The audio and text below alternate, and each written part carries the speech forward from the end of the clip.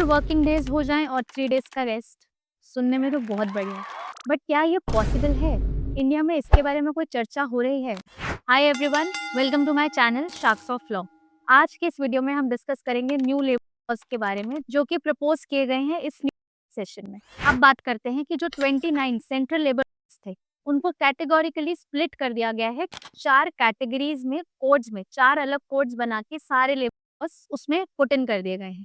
पहला कोड है code on wages. ये कोड ऑन वेजेस जो है ये बात करता है मिनिमम वेजेस के बारे में जो कि स्टेट वाइज डिफर करता है। दूसरा है social security. Social security code जो है बात करता है आपके अलग बेनिफिट्स के बारे में। सपोज आप कह लें maternity benefit, provident fund, gratuity, ये सारे जो बेनिफिट्स हैं वो सोशल सिक्योरिटी में कवर होंगे। थर्ड है इंडस्ट्रियल डिस्प्यूट्स कोड। ये डील करेगा इंडस्ट्री से रिलेटेड जितने डिस्प्यूट्स होते हैं, जितना ट्रांजैक्शंस हैं उनको स्मूथ करने में, और जो क्वेरीज हैं, जो आप कह सकते हो डिस्प्यूट्स हैं, कॉन्फ्लिक्ट्स हैं, उनका स्मूथ ट्रांजिशन हो, स्मूथ रेजोल्यूशन हो। फोर्थ कोड बात करता है हेल्थ और ऑक्यूपेशनल सेफ्टी के बारे में। तो ये डील करता है ऑक्यूपेशन से रिलेटेड जितने भी आपके हेल्थ और सेफ्टी रिलेटेड कंसर्न्स हैं, जितने आपके राइट्स हैं, जो बेनिफिट्स आप अवेल कर सकते हैं, ये कोड उस बारे में बात करता है। अब अगर बात की जाए इम्प्लीमेंटेशन की, तो ये all and all one time implementation तो डेफिनेटली नहीं हो सकता है। तो डिसाइड किया गया है कि ये 3 फेजेस में इम्प्लीमेंट किया जाएगा। अब जो ये फेजेस हैं, ये phases not in terms of money, not in terms of revenue आप कह सकते हैं, उस तरीके से बिल्कुल नहीं है। फेज वाइज इम्प्लीमेंटेशन 3 फेजेस में होगा। First phase will be for companies जिसका जो एम्प्लॉय काउंट है वो 500 से ऊपर है। सबसे पहले उन पे इम्प्लीमेंट किया जाएगा। फेज 2 इम्प्लीमेंटेशन में बात की जाएगी उन कंपनीज की जिसका एम्प्लॉय काउंट है 100 टू 500 के बीच में। और थर्ड फेज ऑफ इम्प्लीमेंटेशन आएगा जहां पे एम्प्लॉय काउंट बिलो 100 है, यानी कि एमएसएमई कंपनीज आप बोल सकते हैं। एमएसएमई कंपनीज को इतना टाइम इसलिए दिया जा रहा है ताकि वो जो उनका ऑपरेशंस है वो इफेक्ट ना हो, उनके रेवेन्यू पे फर्क नहीं आना चाहिए इस ट्रांजिशन के दौरान, ताकि वो प्रैक्टिस में आ जाए अच्छे से। अब इस पूरे कोड को रेगुलेट करने का ऑब्जेक्टिव क्या है? होल सोल ऑब्जेक्टिव है कि एम्प्लॉयज के लिए वर्क लाइफ बैलेंस हो जाए, एम्प्लॉयर को भी प्रोडक्टिविटी अच्छी मिले, प्लस जो इंडिया का रेवेन्यू और कैपिटल सिस्टम है या इकोनॉमिक ग्रोथ है वो भी इंक्रीज की जा सके। तो अब सवाल ये है कि क्या इंडिया में जब 4 वर्किंग डेज और 3 रेस्ट डेज का सिस्टम लागू हो जाएगा तो उसके क्या इम्पैक्ट होगा?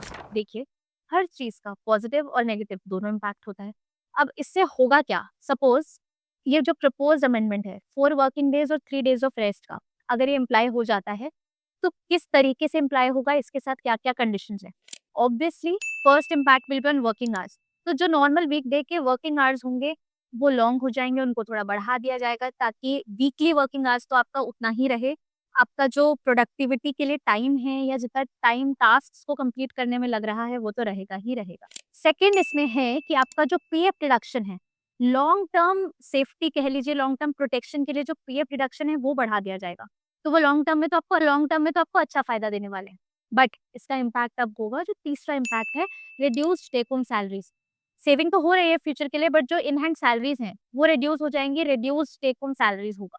Fourth impact is work life balance. जब 4 डेज वर्किंग हो जाएंगे और 3 डेज रेस्ट हो जाएगा तो डेफिनेटली वर्क लाइफ बैलेंस तो मेंटेन होने वाला है। हर कोई काम को भी इक्वल इंपॉर्टेंस दे पाएगा, प्रोडक्टिविटी भी बढ़ेगी, और 3 डेज ऑफ रेस्ट में आप फैमिली को भी टाइम दे सकते हो, खुद को भी टाइम दे सकते हो। अच्छा वर्क लाइफ बैलेंस हो जाएगा इसमें। अब अगला सवाल इसमें यह आता है कि जो फेस्ड इम्प्लीमेंटेशन बताया है कि 3 फेजेस में होगा, वो स्मॉल कंपनीज के लिए कैसे वर्कआउट करेगा? तो स्मॉल कंपनीज के लिए जो ये इम्प्लीमेंटेशन है वो काम करेगा कि उनको बकायदा 2 साल का समय दिया गया है जिससे कि उनको ऑपरेशंस इफेक्ट ना हो। 2 साल में वो इस प्रैक्टिस में भी आ जाएँ और अपने जो जितने भी कंपनी के इंटरनल रूल्स एंड रेगुलेशंस हैं वो इस टाइम फ्रेम से अलाइन कर दिए जाएँ, जिससे कि ना तो कंपनी को लॉस हो और जो उनके एम्प्लॉइज़ हैं उनको भी इस चीज़ का बेनिफिट दिया जा सके। स्पेशली जो माइक्रो, मीडियम, स्मॉल एंटरप्राइजेज़ हैं उनको स्पेसिफिकली इसमें 2 इयर्स का टाइम दिया जाएगा। After the code gets announced, after the code gets implemented, उनको बकायदा उस दिन से 2 साल का टाइम दिया जाएगा कि आपके पास इतना टेन्योर है, इसमें जो अपने ऑपरेशंस हैं उसको इस टाइम फ्रेम से अलाइन किया जाए। सोचने वाली बात है कि अब जो गवर्नमेंट है वो इसको किस तरीके से इम्प्लीमेंट करेगी या प्रैक्टिस में लेके आएगी। तो ऑब्वियसली इस पे काम स्टार्ट हो चुका है। जो लेबर मिनिस्ट्री है वो कंटिन्यूअसली सारी स्टेट गवर्नमेंट्स के साथ अलाइनमेंट में है और डिसाइड किया जा चुका है कि स्पेसिफिकली फर्स्ट फेज में 2 कोड्स पे काम होगा, यानी कि social security code and code of wages. सबसे पहले इस पे काम होगा और मार्च 2025 तक हर स्टेट गवर्नमेंट के पास एक ऑर्डर था कि आपको जितना भी ड्राफ्ट रूल्स है वो रेडी रखना है। तो होप सो मार्च 2025 तक every draft is being prepared including Delhi and West Bengal. अब हमने बात की कि जो लेबर लॉज है, लेबर कोड्स हैं, उनका इम्प्लीमेंटेशन कैसे है, क्या होगा, किस तरीके से ये प्रैक्टिस में आ रहा है। बट अब बात करें कि इसका इम्पैक्ट क्या होगा और किस तरीके से होगा। अब बात करें एम्प्लॉइज़ पे इम्पैक्ट की, तो एम्प्लॉइज़ पे जो इम्पैक्ट है वो है कि पोटेंशियल वर्क लाइफ बैलेंस मिलेगा उनको। पीएफ रिडक्शन जो ज़्यादा हो रहा है उससे लॉन्ग टर्म सिक्योरिटी है और अपना जो फैमिली प्लस ऑफिस में प्रोडक्टिविटी का टाइम है वो काफ़ी अच्छे से मैनेज हो पाएगा। अब बात करते हैं कि एम्प्लॉयर्स पे क्या इम्पैक्ट रहेगा। तो जो एम्प्लॉयर्स हैं उनको कॉम्प्लायंस का पूरा टाइम मिलेगा, डिस्प्यूट रेज़ोल्यूशन ईज़ी हो जाएगा उनके लिए। तो टाइम फ्रेम का रिक्वायरमेंट था या प्रोडक्टिविटी की शिकायतें रहती थी एम्प्लॉइज़ से, वो अच्छे से रिज़ॉल्व हो पाएँगी। इससे जो एम्प्लॉयर्स और एम्प्लॉइज़ के बीच का एक टिफ था स्पेशली लीव्स लेने का, हो सकता है वो भी रिड्यूस हो क्योंकि ऑलरेडी वीक में 3 डेज़ ऑफ लीव अनाउंस हो जाएगा। अब बात करें स्पेसिफिकली इंडिया पे क्या इम्पैक्ट पड़ेगा, तो देखा जाए तो काफ़ी और कंट्रीज़ में भी 4 डेज़ वर्किंग और 3 डेज़ लीव होता है। तो हम कहीं न कहीं एक ग्लोबल प्रैक्टिस फ़ॉलो कर रहे हैं, ग्लोबल ट्रेंड को रीच आउट कर रहे हैं, जहाँ पे आप कह सकते हैं कि हम और कंट्रीज़ के साथ एकदम एक सेम पेज पे आ जाएँगे। तो जब वर्क लाइफ़ और कंट्रीज़ के साथ सेम पेज पे आ जाएगी, तो यहाँ पे सबसे ज़्यादा इम्पैक्ट पड़ेगा हमारे इन्वेस्टमेंट पे क्योंकि प्रोडक्टिविटी हाई हो जाएगी, प्लस फॉरेन इन्वेस्टमेंट्स आने का स्कोप बहुत ज़्यादा बढ़ जाएगा। अब अगर ऐसा हो जाता है, 4 डेज़ वर्किंग और 3 डेज़ रेस्ट, तो लेट्स सी क्या और इम्पैक्ट आते हैं। आपको लगता है इसके और भी कुछ इम्पैक्ट हो सकते हैं? आपके क्या थॉट्स हैं? तो कमेंट सेक्शन में ज़रूर बताइए। Thanks for watching this video. Stay tuned for the next